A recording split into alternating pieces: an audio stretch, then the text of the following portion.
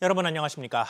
최근 국내 기업 곳곳이 해킹 사고에 휘말린 가운데 롯데카드의 해킹 규모가 300만 명에 육박한 것으로 나타났습니다. 고객 정보 유출이 확인되지 않았다던 기존 회사 측의 발표와 달리 해킹의 규모와 심각성 모두 예상을 뛰어넘었습니다. 조금 전에 롯데카드의 대표가 직접 관련 내용의 설명과 대국민 사과를 진행했습니다. 그 현장에 나가 있는 취재기자 연결해 보겠습니다. 이정민 기자.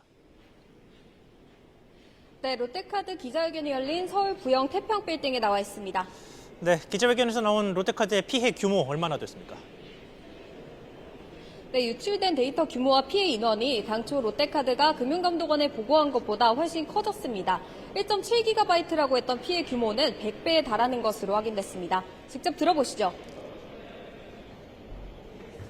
9월 2일부터 금융감독원과 금융보안원의 현장 검사가 진행되었고 조사 과정에서 200GB 분량의 데이터가 추가적으로 반출된 정황이 발견되었습니다. 고객 정보가 유출된 총 회원 규모는 297만 명입니다. 고객분들이 느끼신 불편과 심려에 다시 한 번 더 깊이 사과드립니다. 네, 특히 카드 번호와 유효기간, CVC 번호 등이 다 유출되면서 부정 사용 가능성이 있는 피해자들도 28만 명에 달합니다. 네, 그러면 피해 보상은 어떻게 보십니까? 네, 롯데카드는 이번 침해 사고로 발생한 피해액 전액을 보상하겠다고 밝혔습니다. 피해 소비자인 297만 명을 대상으로 연말까지 금액과 관계없이 무이자 10개월 할부 서비스를 무료로 제공합니다. 특히 해킹으로 인한 손해 발생 시 금융피해 보상 서비스인 크레딧 케어도 제공하기로 했습니다. 또 고객 보호를 위해 정보 유출 고객 전원에 대해 안내 메시지를 보내는 등 카드 재발급이 최우선으로 이뤄지도록 할 방침입니다. 이외에도 전사적 비상대응 체계를 가동해 운영 중인 침해 사고 전용 24시간 상담센터의 인력을 확충하고 네트워크 보안 등도 3개월 내 고도화하겠다고 밝히기도 했습니다. 지금까지 롯데카드 기자회견장에서 SBS 비즈 이정민입니다. 어제 미국의 기준금리 결정을 앞두고 숨고르기에 들어갔던 코스피가 금리 인하 소식과 함께 하루 만에 반등에 성공하는 분위기입니다. 역대 최고점도 오늘 장중 다시 높이면서 3,450선대 후반까지 올라섰는데요. 이런 가운데 코스피 5천 시대를 공약했던 이재명 대통령은 증권사 리서치 센터장들을 만나 자본시장 활성화에 대한 의지를 다시 한번 드러냈습니다. 용산 대통령실 연결해 보겠습니다. 우형준 기자. 네, 대통령실입니다. 네, 간담회에서 어떤 이야기가 오갔습니까? 네, 이재명 대통령은 증권사 리서치 센터장과 오찬 간담회를 가졌습니다. 이 자리에서 이 대통령은 국장 복귀는 지능순이라는 말이 생기도록 만들어야겠다 이렇게 강조했습니다. 이 대통령은 대선 후보 때 주식시장 정상화를 통해 정권 교체만 해도 코스피가 3천은 넘길 거라고 말씀드렸는데 실제로 그렇게 돼 다행스럽다고 전했습니다. 실제 코스피는 현재 3,455선을 나타내고 있습니다. 장중 한때 3,457선을 돌파하며 사상 최고치를 새로 썼습니다. 전날 미국 FOMC 결과에 대한 불확실성으로 숨고르기를 했지만 기준금리 인하 결정이 나오자 반등에 성공하며 종가 기준 5거래의 연속 최고치를 이어갔습니다. 네, 그리고 이재명 대통령이 이사의 충실 의무 규정 등을 담은 상법 개정안을 재추진하겠다는 뜻도 밝혔죠. 네, 특히 불공정 거래, 불투명한 경영 등을 없애겠다고 강조했습니다. 이 대통령은 상법 제정 의지가 실현되고 있는데 몇 가지 좋지만 추가하면 그런 구조적인 불합리를 개선하는 게 끝날 것 같다 이렇게 말했습니다. 그러면서 합리적 경제 정책을 제시해서 비전을 뚜렷하게 해 예측 가능하게 하는 일을 계속해 나가겠다며 상법 개정에 대한 추가 조치를 예고했습니다. 금융정책으로 부동산 투기에 집중된 자금이 자본시장으로 흘러들 수 있도록 하겠다는 계획도 밝혔습니다. 이 대통령은 우리나라의 돈은 지금까지는 부동산 투자와 투기에 집중된 측면이 있다. 이게 국가 경제를 불안정하게 한다고 진단했습니다. 그러면서 금융정책에서 집중적으로 노력하는 게 생산적 영역으로 물꼬를 틀 수 있게 바꾸는 건데 당장 성과는 나지 않겠지만 방향은 명확하다고 재차 강조했습니다. SBS 비즈 우영준입니다. 쿠팡의 이커머스 독주 속에 생존 활로를 찾던 신세계 계열 G마켓과 중국계 알리익스프레스의 합병이 승인됐습니다. 새로운 공룡이 등장하면서 쿠팡과 경쟁하게 될 것으로 보이는데 자세한 합병의 내용과 전망을 신채연 기자가 전하겠습니다. 두 회사의 합작법인명은 그랜드 오프스 홀딩, 알리익스프레스의 모기업인 알리바바 그룹의 기존 계열사로 그랜드 오프스 홀딩의 주식 딱 절반을 지마켓 지분을 100% 보유한 신세계 계열사 아폴로 코리아가 사들이는 방식입니다. 새로운 쇼핑몰이 생기는 건 아닙니다. 지금처럼 G마켓과 알리 각각의 플랫폼을 유지하되 두 회사의 물류 시스템과 입점 셀러들의 활발한 교류가 예상됩니다. 신세계그룹 관계자는 알리가 세계 200여 나라에서 플랫폼을 운영하고 있는 만큼 국내 셀러들의 글로벌 진출을 통해 우수한 한국 상품의 해외 판매가 확대될 것으로 기대한다고 밝혔습니다. 공정거래위원회는 이 같은 합작법인을 승인하되 조건을 내걸었습니다.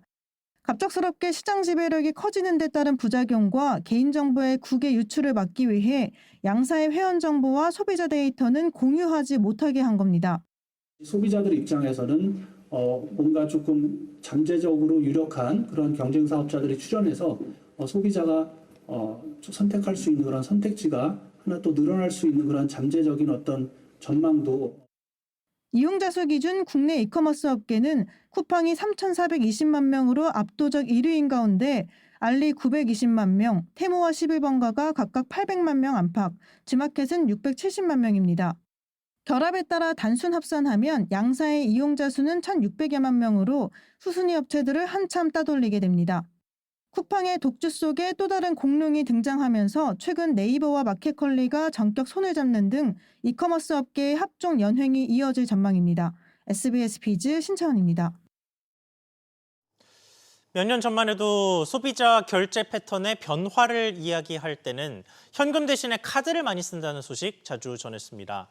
그런데 이제는 거기서 한 발 더 나아가는 모습입니다.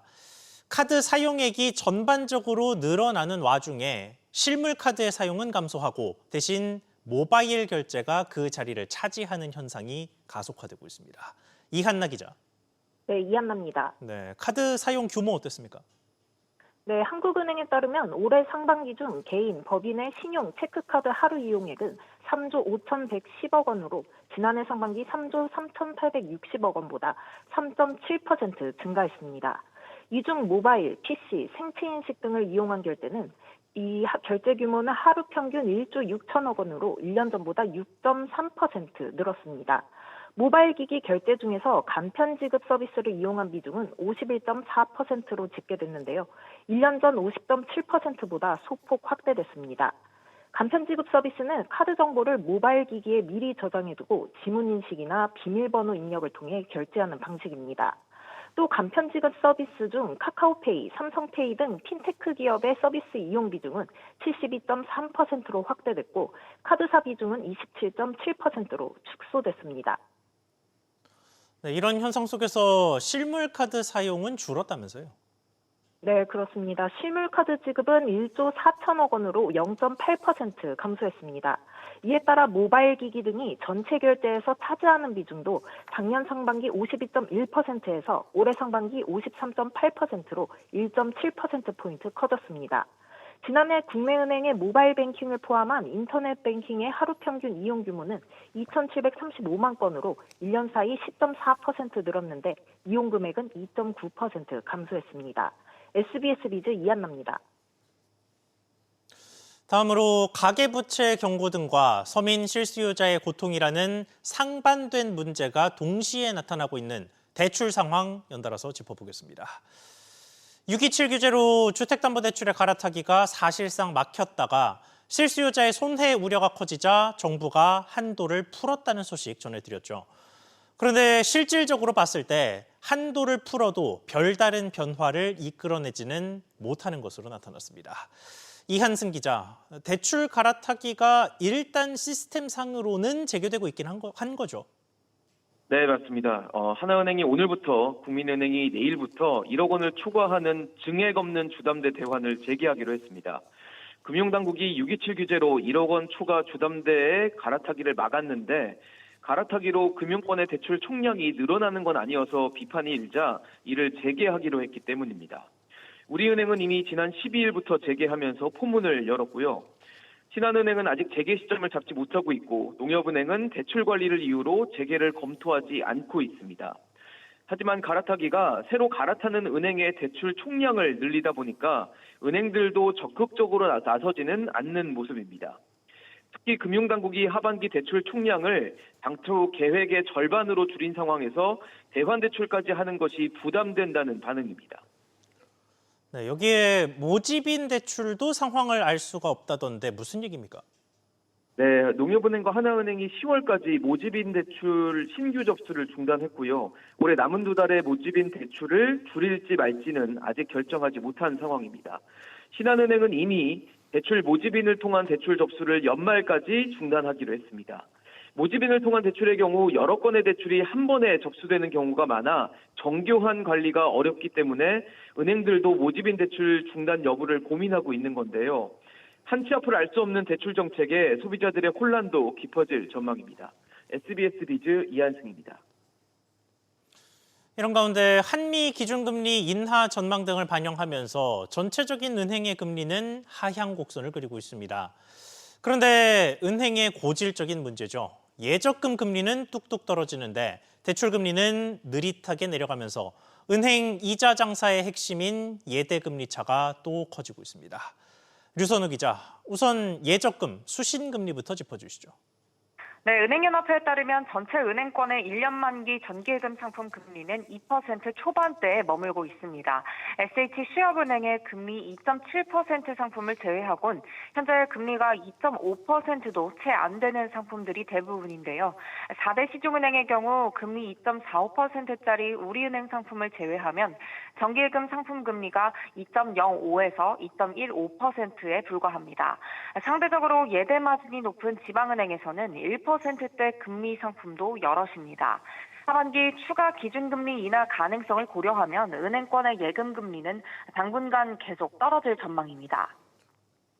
네, 문제는 대출 금리는 그만큼 안 빠진다는 거죠. 그렇습니다. 예대금리 차는 최근 2달 연속 확대되며 지난 7월 기준 5대 은행 가계대출의 예대금리 차가 1.5%포인트 안팎을 기록했는데요. 국민은행은 공시일에 가장 큰 예대금리 차를 기록했고 지방은행인 전북은행은 무려 6%포인트가 넘기도 했습니다.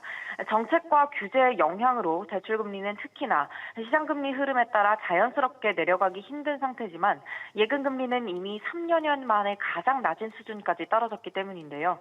이재명 대통령이 최근 특히 지방에 대출금리를 낮출 방안을 마련하라고 지시하면서 금융당국은 지방 우대금리 현황 점검에 착수했습니다.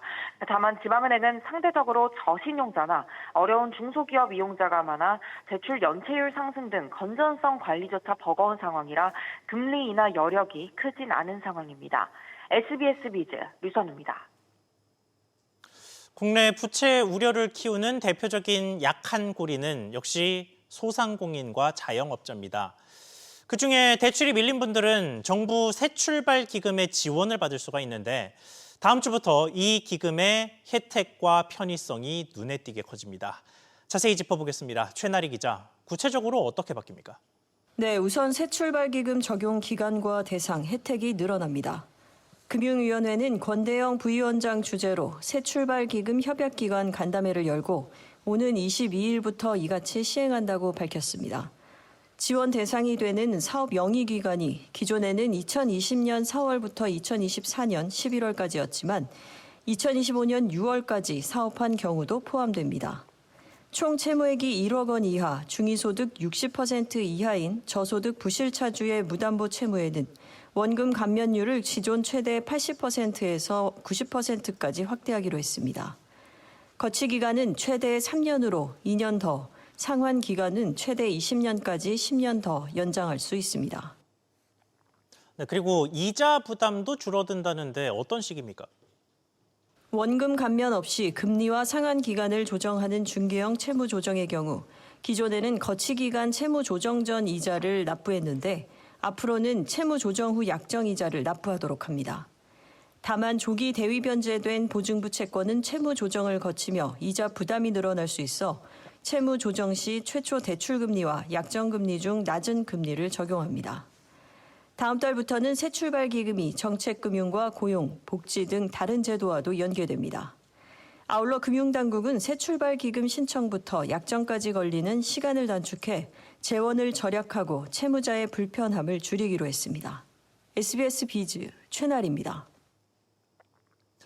SK텔레콤과 KT, LG유플러스 등 이동통신사들은 지난 7월 판매 장려금을 담합했다는 혐의로 공정거래위원회로부터 900억 원대에 달하는 과징금을 부과받은 바 있습니다. 이 중에 SK텔레콤과 LG유플러스가 이의를 제기했는데 공정위가 이를 기각한 것으로 확인됐습니다. 김한나 기자, 공정위의 판단 내용 전해주시죠. 네, 공정위는 SK텔레콤, LG유플러스가 제기한 판매 장려금 담합 관련 과징금에 대한 이의 신청을 기각했습니다. 공정위는 지난달 18일 회의를 열고 기존 과징금 규모를 유지하겠다는 결론을 낸 겁니다. 이후 공정위는 지난달 25일 이러한 내용을 담은 재결서를 SK텔레콤과 LG유플러스에 각각 송달했습니다.